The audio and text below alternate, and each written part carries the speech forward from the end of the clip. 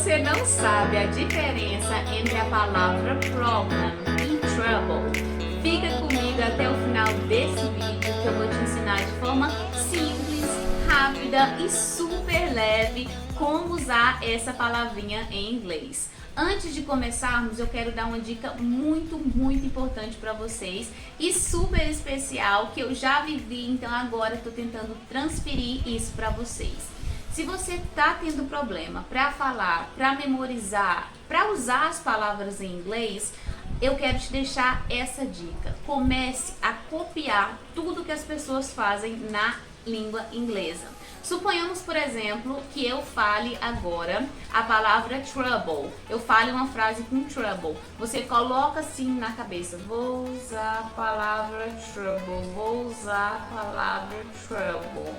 Nesse momento, quando você tiver uma chance, use a palavra trouble do mesmo jeito que eu usei. Por que eu tô te falando isso? Essa é uma técnica que eu fiz por muito tempo e me ajudou muito a aprender e a usar as frases de forma super natural. Então você vai fazer igualzinho as crianças fazem. Aprendeu, viu, corre e usa. Uma criança vê a palavra, por exemplo, fantástico, e automaticamente, do nada, essa criança já usa. E a gente fala: meu Deus, onde que ela aprendeu essa palavra? No desenho, possivelmente, ela usa sem nenhum medo. É isso que você precisa fazer. Vamos lá agora, então, para a palavra problem. Primeiramente, problem significa problema. E a segunda coisa, o que você precisa saber antes de usar essa palavrinha? Primeira coisa, trouble e problem, eles são usados praticamente da mesma forma.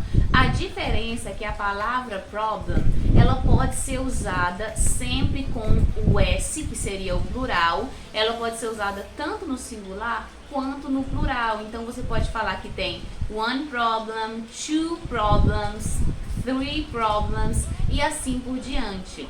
Então vamos ver aqui os exemplos que eu preparei, mas antes também tem a segunda regrinha.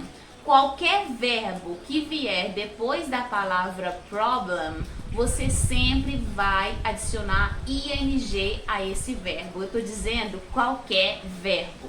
Então vamos lá para o primeiro exemplo. She has many problems with her sister-in-law.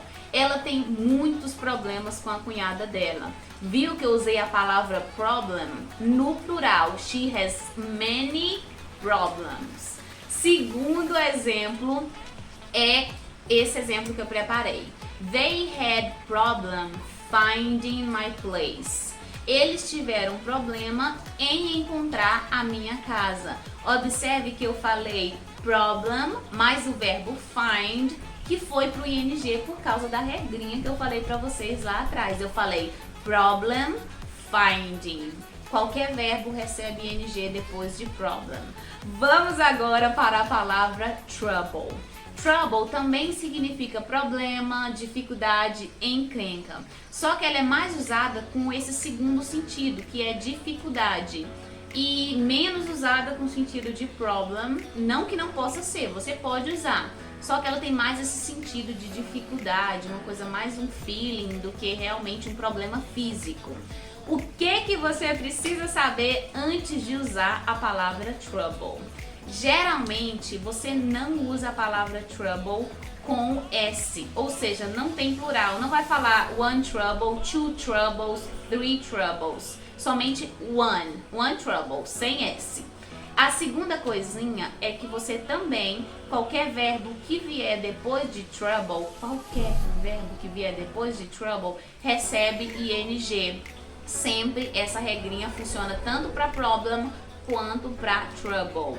E a terceira coisa, eu já falei, só para reforçar, trouble significa muito mais dificuldade, encrenca, do que a palavra problema em si. Então agora vamos ver aqui os exemplos que eu preparei para vocês com a palavra trouble. Primeiro exemplo, he's having trouble since he got here. Ele tá tendo dificuldade desde que ele chegou aqui. He's having trouble since he got here. Segundo exemplo, I always have trouble understanding present perfect. Observe que a palavra trouble foi seguida pelo verbo understand, que significa entender, Só que eu tive que colocar ele no ing, então eu falei trouble, understanding, present perfect. E agora algumas observações importantes que eu separei para vocês somente para reforçar, então é o nosso resumão, nossa review. Não podemos dizer troubles. Se precisar falar que é mais de um problema, você tem que usar a palavra problems no plural. Segunda coisa, depois de problem e depois de trouble, qualquer verbo que vier vai ter sempre que receber ing. E agora, para finalizar, eu separei a expressão in trouble, que eu amo usar e acho super legal.